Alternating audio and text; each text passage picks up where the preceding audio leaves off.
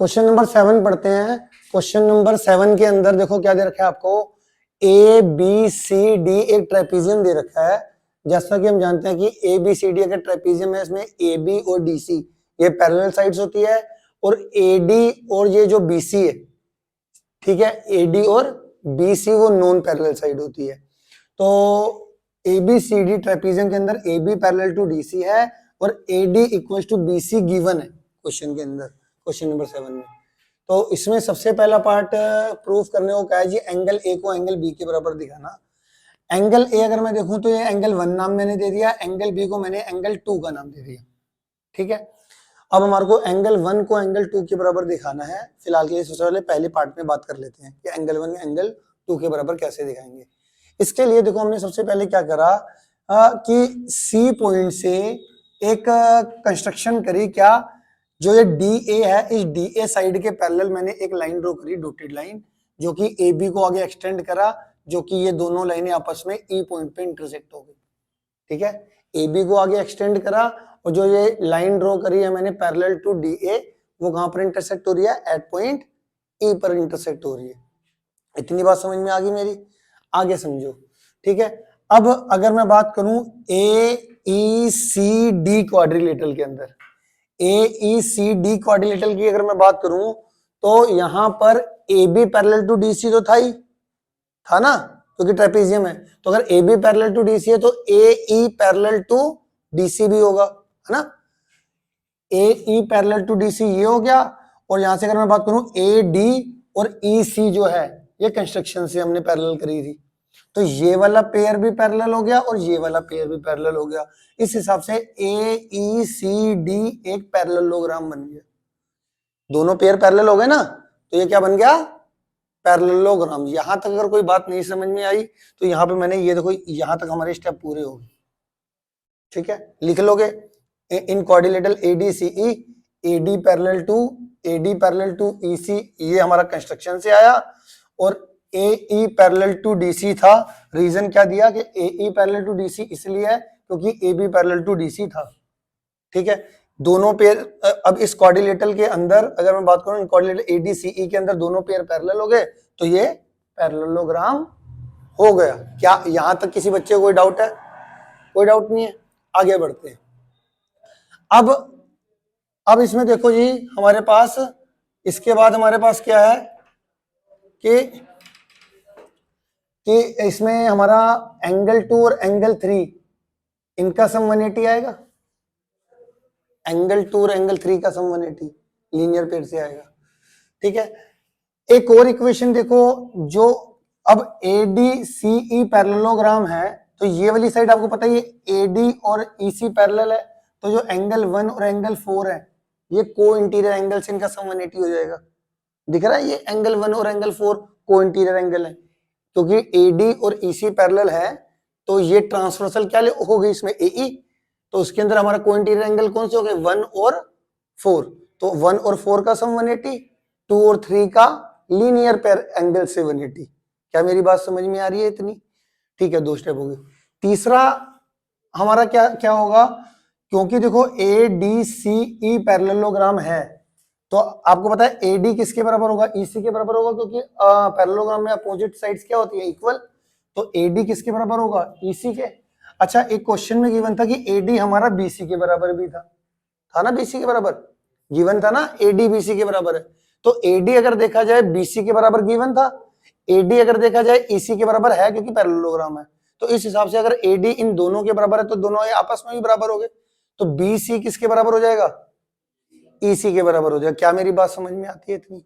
अब in triangle B C ई के अंदर अगर ये बी सी और ई सी ये बराबर है, तो एक ट्राइंगल के अंदर अगर दो साइड्स इक्वल है तो इनके अपोजिट दो एंगल भी इक्वल होंगे, तो एंगल 3 एंगल 4 के बराबर आ गए।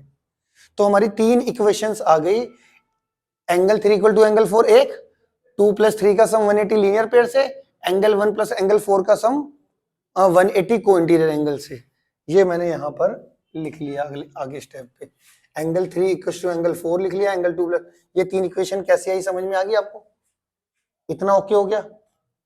अब इसके बाद जो ये दो एंगल 2 + एंगल 3 का सम 180, एंगल 2 प्लस एंगल 3 का सम 180 और एंगल 1 प्लस एंगल 4 का सम 180, ये दोनों थे ना, ये दोनों, अब ये 3 इक्वेशन है, इन 3 इक्वेशनों में ये दोनों एंगल का सम 180, ये दोनों एंगल का सम 180, तो ये अगर राइट साइड इक्वल है तो LHS को भी मैं इक्वल कर सकता हूँ आपस में, है ना। तो इसको मैंने इसके बराबर रख दिया कि एंगल 2 प्लस एंगल 3 किसके बराबर होगा, एंगल 1 प्लस एंगल 4 के बराबर आ गया। ठीक है, अब यहां पर देखो, यहां से मैं एंगल 3 को एंगल 4 के बराबर काट रहा हूं, क्योंकि आपका एंगल 3 और एंगल 4 क्या थे आपस में, इक्वल थे ना, तो यहाँ से एंगल 3 और एंगल 4 कैंसिल हो जाएगा क्योंकि बराबर है। तो since angle 3 equal to angle 4, ये एंगल 3 से एंगल 4 कट गया, angle 2 is equal to angle 1 आ गया, angle 2 is equal to angle 1 आ गया। डायग्राम में देखो angle 1 is equal to angle 2, मतलब angle equal to angle B, मेरा फर्स्ट पार्ट प्रूफ हो गया, फर्स्ट पार्ट प्रूफ हो गया।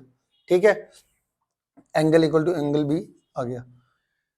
क्लियर है इतना, आगे बात समझ में। अब जो इसका सेकंड पार्ट है, सेकंड पार्ट देखो, सेकंड पार्ट में आपको क्या दिखाना है, एंगल सी को एंगल डी के बराबर, एंगल सी ये रहा, एंगल डी ये रहा।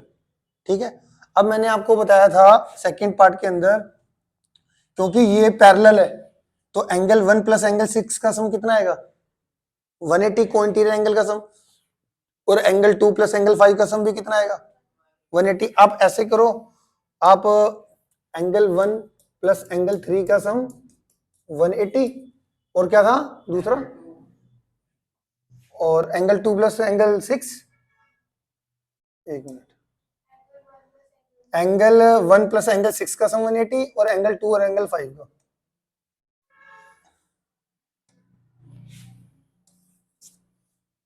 एंगल 1 और एंगल 6 का सम 180 और एंगल 2 प्लस एंगल 5 का सम 180, ये किससे आ गया, को इंटीरियर एंगल से, है ना। अब इधर भी देखो ये दोनों इक्वल है 180 के, तो मैं राइट साइड को भी इक्वल कर सकता हूँ, तो angle 1 plus angle 6 is equal to angle 2 plus angle 5। अब आपको मैंने बताया था, अभी पहले प्रूफ किया था, angle 1 is equal to angle 2, angle 1 angle 2 के बराबर कट के एंगल 6 एंगल 5 के बराबर आ गया, है ना। तो हमारा सेकंड पार्ट प्रूफ हो गया यहाँ पर। ठीक है, क्लियर है, ये हमारा सेकंड पार्ट आंसर आ गया। ठीक है, इतना क्लियर हो गया। इसके बाद चलते हैं जी थर्ड पार्ट प्रूफ क्या करना था, जरा देख लेते हैं। थर्ड पार्ट में ABC और BAD ट्रायंगल को कॉन्ग्रुएंट करना है। तो जब भी कॉन्ग्रुएंसी दिखनी है तो सबसे पहले मैं डायग्राम देखता हूँ कि डायग्राम में ABC और BAD है कहाँ पे। ABC ये रहा, ABC सॉरी ये रहा, और BAD ये रहा। तो डायग्राम में अगर ज्यादा ना हो तो दोनों ट्रायंगल डार्क कर लिया करो, तो थोड़ा और ज्यादा फोकस हो जाएगा। जैसे ये इसको डार्क करा थोड़ा, ये एक तो ABC ये रहा, और एक ABD ये रहा, और एक ये वाली ट्रायंगल है। ठीक है, ये आ गया। ठीक है, अब ABC ट्रायंगल में और BAD ट्रायंगल में ये वाली AB किसके बराबर है, BA के बराबर है। AB किसके बराबर है, तो एक साइड दोनों की कॉमन हो गई, AB इक्वल्स टू BA। दूसरी चीज, ABC ट्रायंगल के सॉरी ABD ट्रायंगल के अंदर ये पूरा एंगल बना रहा है, और ABC ट्रायंगल के अंदर ये एंगल 2 आ रहा है। एंगल 1 एंगल 2 के बराबर हमने प्रूफ किया हुआ है ना, प्रूव्ड अर्लियर लिख लेना। तो एंगल 1 ABD ट्रायंगल का एंगल 1 और ABC ट्रायंगल का एंगल 2 आपस में इक्वल है, प्रूव्ड अर्लियर। तीसरी चीज, जो ABD ट्रायंगल की ये वाली साइड और ABC ट्रायंगल की ये वाली साइड, ये गिवन थी आपको क्वेश्चन के अंदर। ABD ट्रायंगल की ये वाली साइड और ABC ट्रायंगल की ये वाली साइड दोनों इक्वल है।